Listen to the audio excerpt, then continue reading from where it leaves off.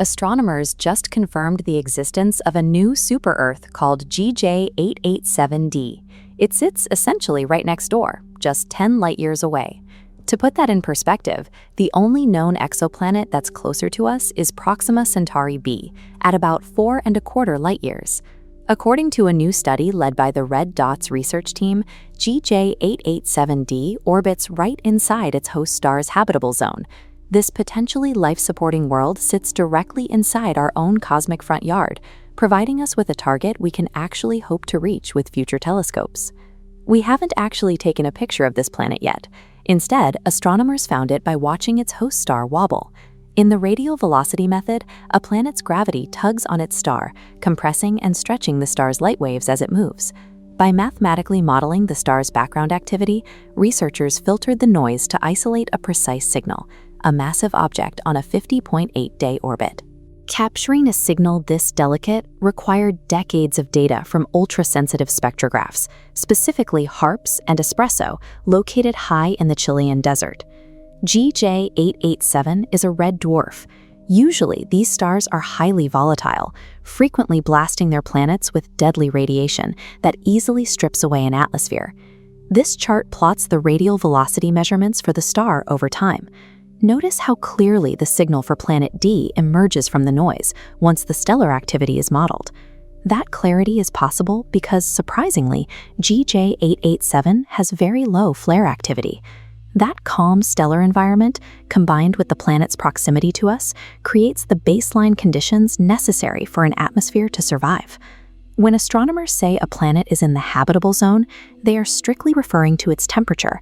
It just means the planet is at the right distance from its star, where liquid water could theoretically exist. But there is a major complication hidden in the RedDots data that challenges the idea of an Earth-like twin. The measurements show that GJ887d weighs in at a staggering 6.1 times the mass of Earth. That massive weight dictates the planet's gravity and determines its ability to retain an atmosphere. This creates a paradox. The planet might sit in the perfect temperature band, but its sheer mass will ultimately dictate the conditions on the ground. A world with 6 Earth masses is too large to easily classify. Instead of a clear picture, planetary scientists are left with 3 distinct possibilities for what it actually looks like.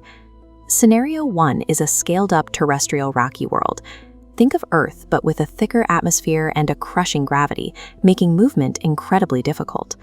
Scenario 2 is a water world, where the entire surface is completely submerged under a deep global ocean. And Scenario 3 is a mini-Neptune, a world choked by a thick, unbreathable envelope of gas that crushes any potential solid surface beneath it. The exact radial velocity measurements that confirm the planet's mass are exactly what makes its composition so ambiguous. Until we gather different types of data, GJ887d remains locked in an identity crisis. It could be an oceanic haven, or it could be a gas-crushed dead zone. We have hit the limit of what indirect measurements can tell us. Watching a star wobble reveals mass and orbit, but it will never tell us what a planet's atmosphere is actually made of. That doesn't make GJ887d a dead end. Instead, it makes it a primary target for the next generation of observational astronomy. Right now, space agencies are developing new space-based telescopes designed specifically for direct imaging. Because GJ887d is so massive and its host star is so close and bright, it is an ideal candidate for upcoming missions like the Habitable Worlds Observatory. Direct imaging will allow astronomers to physically block the star's glare and scan the planet's actual atmosphere for specific biosignatures, like oxygen or methane. GJ887d gives us a specific nearby coordinate to focus our next generation of optics, a place where we can finally look for an atmosphere instead of just calculating a mass.